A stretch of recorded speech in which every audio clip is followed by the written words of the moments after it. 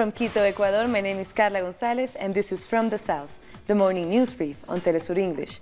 We start this new edition right now.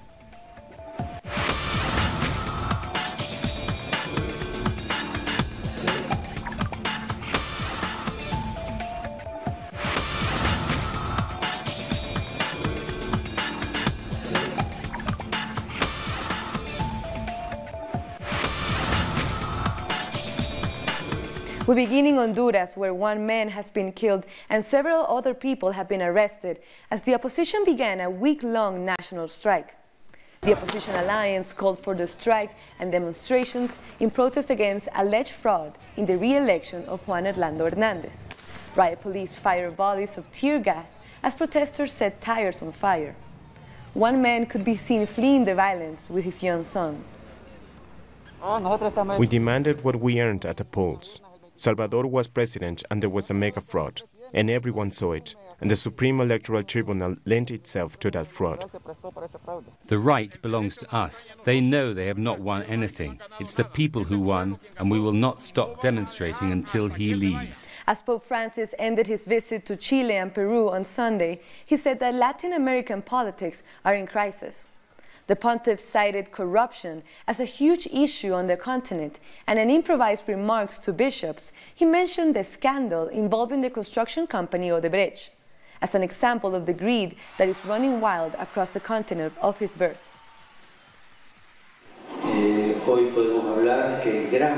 Today, a large part of Latin America suffers a large decline in its politics due in part to the corruption of politics. The Odebrecht case is simply a small part of the problem. The quid pro quo, but not of healthy political negotiation, which has always existed and continues to exist, but of the I covered this, but you covered this. A group of armed men attacked a convoy carrying Mexico's indigenous candidate for the presidential elections on Sunday evening. Our correspondent in Mexico City, Pablo Perez, has the details. The National Indigenous Council informed via tweet that the convoy that transported María de Jesús Patricio, or Marichuy, the presidential candidate of the Indigenous Council, that we must remember, she is traveling through the country gathering signatures, the signatures that the National Electoral Institute asked her for her to get her registration as a candidate. Well, while they were traveling from Tepalcatepec to Buenavista in the state of Michoacán, one of the most affected by the violence and organized crime, the report says that two pickup trucks loaded with heavy armed individuals cut the way of the convoy and robbed them of their cell phones and photographic and video equipment from the journalists following the convoy. There is not much information so far. We're waiting for them to release a communique, but they are still on transit, trying to get to a safe place in a bigger city and maybe get to the state of Mexico or even the capital of the country. This is the information so far. We will be following up. That was Pablo Perez from Mexico City. Now, demonstrations are restarting in Brazil this Monday to defend the right of the former president, Luis Ignacio Lula da Silva, to stand in this year's presidential election. The protests will start in Porto Alegre, where the leader of the landless movement, the MST, called on social movements to turn out in mass. This week, we will have another battle inside the political future of our country. The bourgeoisie wants to prevent Lula from being a candidate. They won't succeed. But we of the working class and the popular movements will have to be there, present and mobilized, to tell them that we will not accept anymore that the courts act as the overseer of capitalists' interests. Lula is not the candidate of the Workers' Party. Lula is the expression, the symbol of the Brazilian working class. And it's not possible to have democratic elections in Brazil without the participation of the working class. There are only a few days left until the new trial against former President Lula da Silva. Our correspondent in Brazil, André Vieira, has more details. With only a few days left until the new trial against former President Lula da Silva here in Porto Alegre, journalists from all over the country met to coordinate the actions that they will take during this trial. In this meeting, there were more than 50 popular journalists from radio, TV and newspapers that will work together here in Porto Alegre. These media will try to give a different narrative to the trial that will take place in this city. These popular journalists, besides giving another narrative, they will also try to get space in the media, so they can offer another approach and find other people's opinion here in Porto Alegre and all over the country. André Vieira from Porto Alegre. On Wednesday, a higher court in Brazil will decide whether to confirm Lula's conviction last year for alleged corruption. If it does, the former president will be barred from standing in October's election. Legal experts claim there are irregularities in the process that sentenced Lula to 9 years in prison. Law professors at the University of Brasilia held a conference to talk about the lack of evidence in the trial. They also accused Judge Sergio Moro of bias. The main evidence in which Judge Moro based his legal decision on is the testimony of Leo Pinheiro. Every detail and legal element of Lula's case was based on this testimony. In order to give a sentence, you need other kinds of evidence. And days before the second ruling against Lula da Silva, the former president met with artists and intellectuals who have been in support of his possible candidacy. Lula da Silva addressed artists and intellectuals as well as leaders of social movements, trade unions and political parties. The former president says the future of Brazil hinges on this ruling.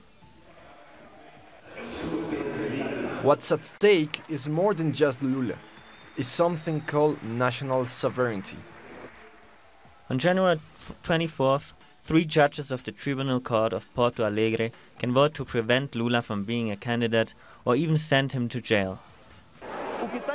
What is at stake in Porto Alegre is not if Lula will go to jail. What is at stake is if democracy in Brazil will be restricted.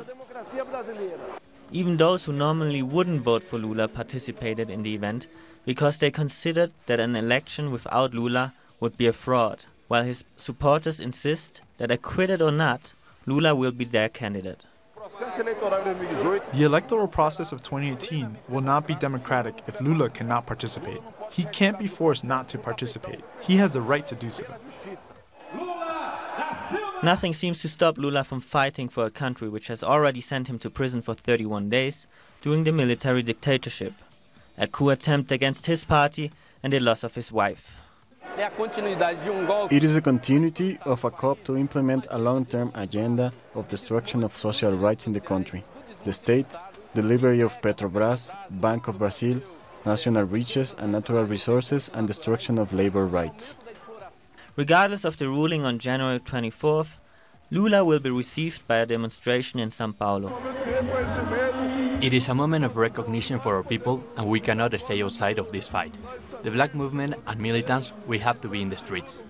Lula starts 2018 disputing the election in the tribunal and in the streets. Trinidad and Tobago has elected its first female president. Justice Paula May Weeks was elected unopposed by the country's electoral college, which is made up of select members of the government and the opposition. Weeks will be officially sworn in March, when current President Anthony Carmona's term ends. In Trinidad and Tobago, the role of the president is mostly ceremonial. Day-to-day governance is done by the Prime Minister.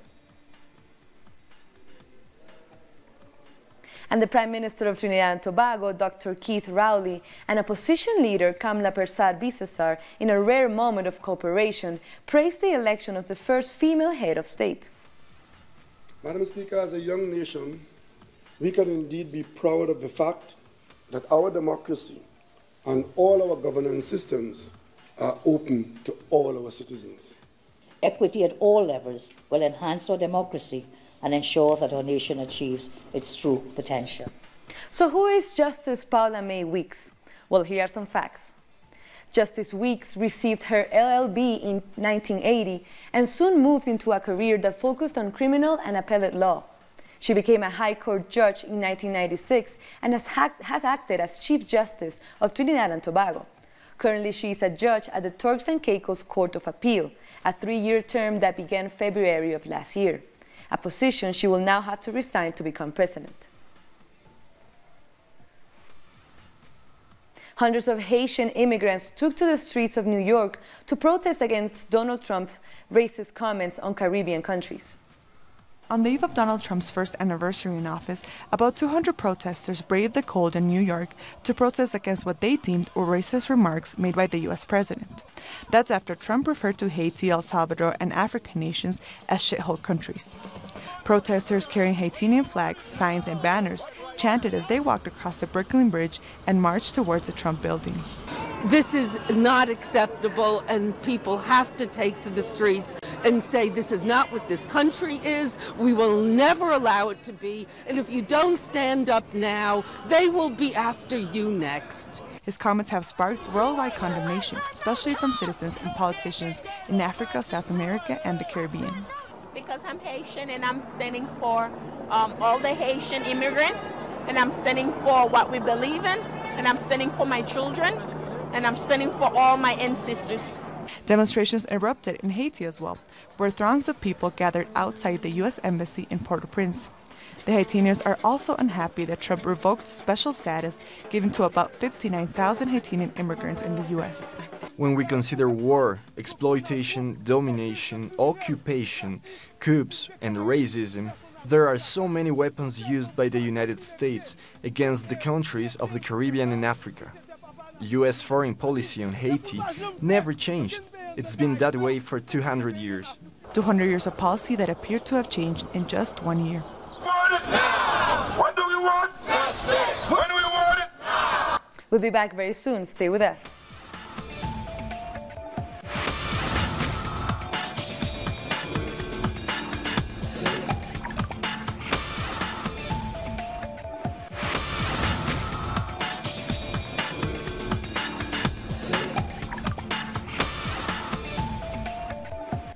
Welcome back. The Colombian government has sent its lead peace negotiator with the ELN back to Quito, Ecuador, to resume talks that were called off mid-January. President Santos had recalled Gustavo Bell from the peace negotiations that fell on the final day of a 101-day ceasefire with the guerrilla group, citing a fresh wave of attacks. The head of the team negotiating with the ELN, Dr. Gustavo Bell, traveled this morning to Quito to explore the possibility of agreeing to a new ceasefire that will help continue with the negotiations to put an end to this conflict with the ELN. Just like the United Nations, different communities and friendly nations have been requesting. Political violence continues in Colombia. 5 human rights activists have been murdered in the past week. The affected regions demand that the government protect their lives and dismantle paramilitarism. Builders start work early here in the San Pedro parish of Caracas, but these are no ordinary builders. When these houses are finished, those who built them and their families will be able to move in and call it home. This project, organised by a local youth movement, will house 23 young families, and although it was pioneered by the younger members of this community, all ages are involved in what is a collective effort. It was an initiative that after President Hugo Chavez mentioned it that we can occupy underutilized buildings and spaces, we created an organization of 23 youths and presented the project to build this multifamily housing. This is what it is. But this group of citizens have ambitions that reach far beyond the 4 walls of their new homes. Just one of their ideas is a locally run audio-visual and printed media operation. To make that dream a reality, the community is proposing a new self-management law, which they hope will become part of the nationwide debate over the next Homeland Plan. We are a group who make decent homes for our people. Our proposed law for the Homeland Plan is one of self-management, so it could be our legacy to people and be implemented not just in Venezuela, but globally. That way, every country can be aware of what self-management means and how to work together without depending on the government or anyone else. Across the country, Venezuelans are currently proposing and discussing ideas for a new Homeland Plan. The government's aim is to encourage the Venezuelan people themselves to help it mould its future policies, be them social laws or environmental ones to tackle issues such as climate change. President Maduro has called on society to come together and create a new plan of action to cover the years 2019 to 2025. A community like this, in one of the capital's parishes, is just one example of many of those who are committed to having their say, as their country seeks to lay new foundations for its future generations. Freddie Gillingham, Telesur, Caracas. We apologize, that story was our correspondent Freddie Gillingham with Plan de la Patria in Venezuela. And we now go to the story of Colombia. In this statement, the national coordinator of coca, marijuana, and amapola cultivators denounced the homicide of Plinio Pulgarin, a campesino leader killed this Thursday in San Pedrito, south of the department of Córdoba. After killing the leader, the paramilitaries forced the whole community to flee the territory and threatened the life of another campesino leader. Today, 60 families are facing forced displacement. In addition to that, they threatened Diana Dorado, who is on the run from these individuals in the municipality of San Jose de Ure. We have strongly denounced that they are systematically killing all the leaders from the south of Córdoba who are now betting on the outing of illicit crops. COCAM also denounced the murder of another campesino leader, Victor Morato, last Wednesday in the department of Antioquia. We can't only focus on the numbers, but on each and every one of those persons. What were the processes that left them there? What were the processes that fell through? What is the fear that was planted in communities to start working on the replacement of the illicit crops, the defense of the land and the territory, and everything that comes with the implementation of the agreement? Last week alone, 5 people were murdered. 2 of them were militants of the FARC political party. Bencos Biojo, one of the leaders of the party, considers that the core of the issue of homicides is fear from those who have benefited from violence. They want to maintain this status quo. Today, what is reflected is the fear of a sector of the Colombian society that still continues to bring the country to the edge of war, that wants to maintain the status quo. They have a great fear of the truth and a great fear of the debate. They even prefer the combat to the debate. We, members of the FARC, have placed our bet to silence our rifles, to stop the combat and let the debate begin. On Friday, President Juan Manuel Santos met with the National Commission of Security Guarantees. The government is still betting on increasing military forces in these territories. Social leaders point out that the guarantees begin by dismantling paramilitary groups and by advancing investigations, because as of now, impunity reigns. Bolivian President Evo Morales has announced that he could seek a repeal of the controversial recent changes made to the country's penal code, which caused 2 months of protests in the country. Among the changes that caused violent demonstrations around the country, there were stricter penalties against criminal truck drivers and harsher medical malpractice liabilities. Evangelical groups, the media, and other sectors of society complained that the changes would limit their ability to operate. The protest comes as President Morales is seeking another term in office. And President Morales is celebrating 12 years of leadership of a political process called Democratic and Cultural Revolution, which has included campesinos, indigenous people, and other social sectors in the state administration.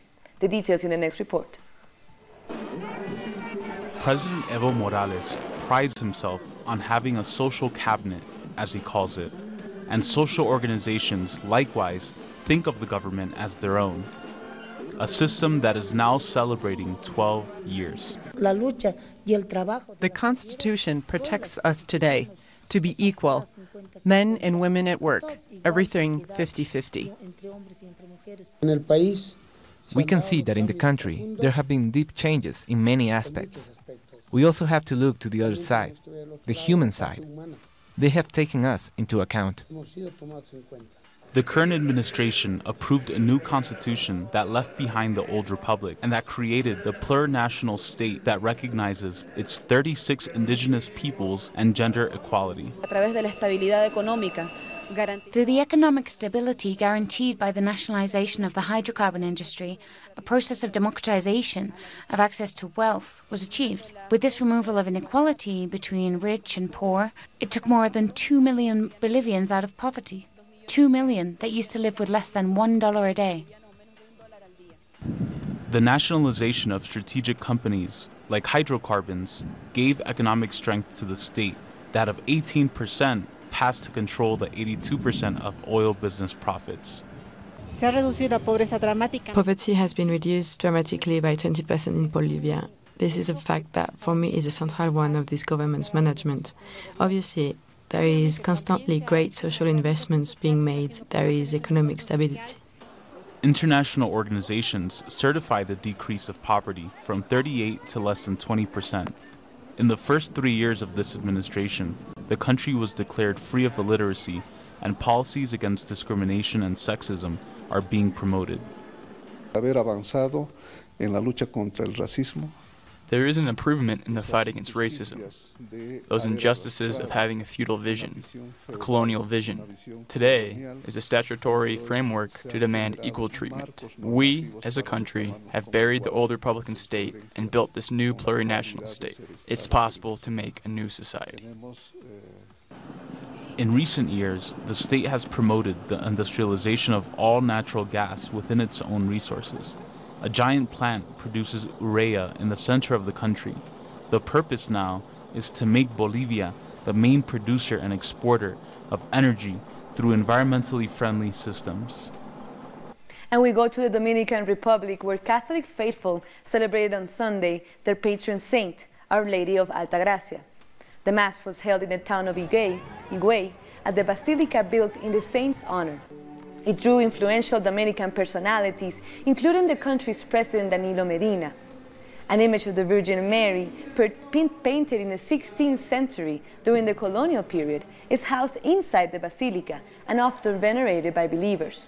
January 21 is a national holiday at the Dominican Republic. We'll be back very soon. Stay with us.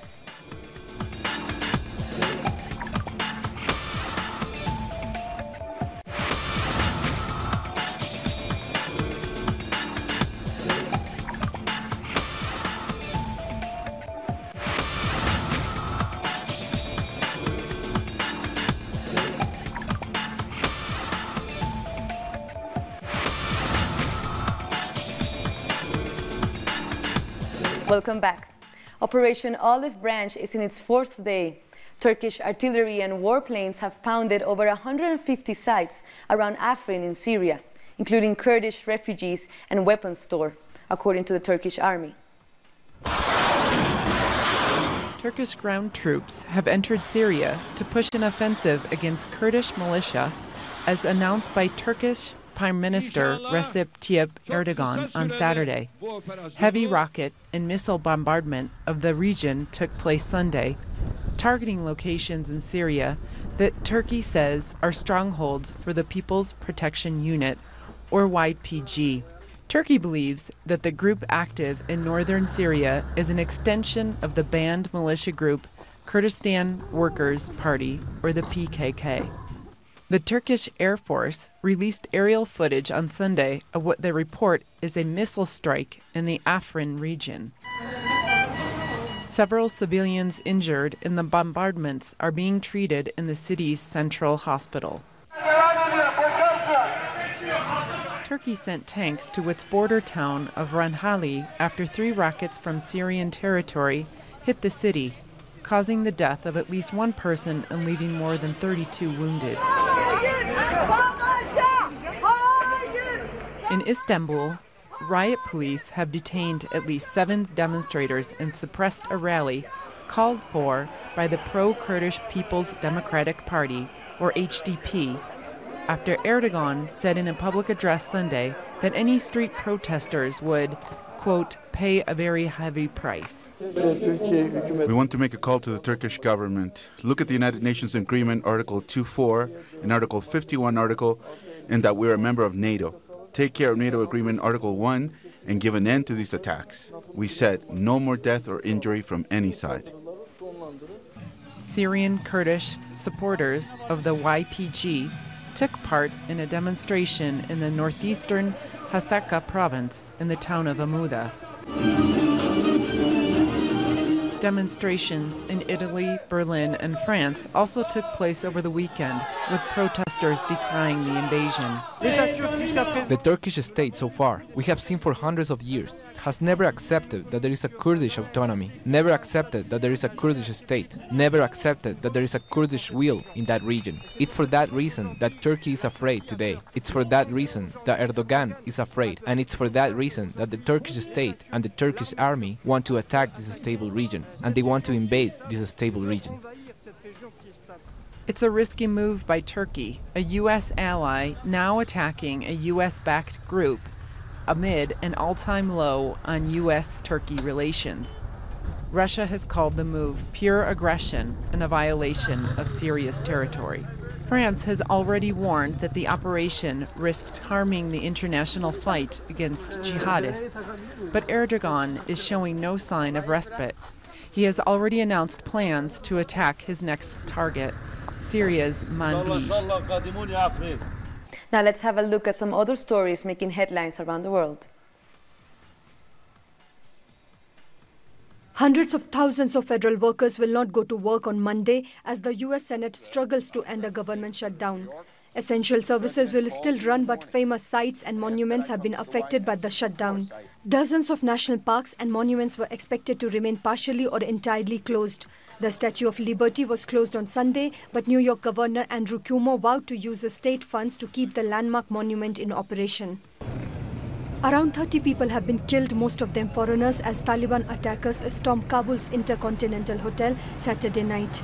A number of insurgents launched the assault against the hotel when the facility was hosting a wedding party and telecommunications conference. Some 160 people were rescued after Afghan troops fought throughout the night to regain control of the building. 3 attackers were also killed in the siege, officials said. 10 people, including 4 civilians, were injured. Congolese security forces shot dead at least 5 people and fired tear gas to disperse a banned protest against President Joseph Kabila, organized by the Catholic Church on Sunday. Kabila's refusal to step down at the end of his mandate in December 2016 has triggered a series of street protests in which scores have been killed in Kinshasa. Congolese forces have been threatening protesters not to demonstrate. Mass is over. The priest should now go home, and everybody else should go home. If you refuse, we will use force and shoot tear gas. Let that be very clear. Ongoing French prison strike has entered second week after 2 prison guards were assaulted by an inmate at a jail in northern France. A number of inmate attacks on prison guards have taken place recently that has led to nationwide strike action. President Emmanuel Macron has promised to outline plans to revamp the prison system by the end of February, expected to include facility renovations and expansions to house an additional 15,000 inmates. And with this, we've come to the end of this morning news brief. This and many other stories, you can find them on our website at telesurtv.net/English. And you can also join us on social media, Facebook, Twitter, and Instagram. For Telesur English, I'm Carla Gonzalez. Thank you for watching.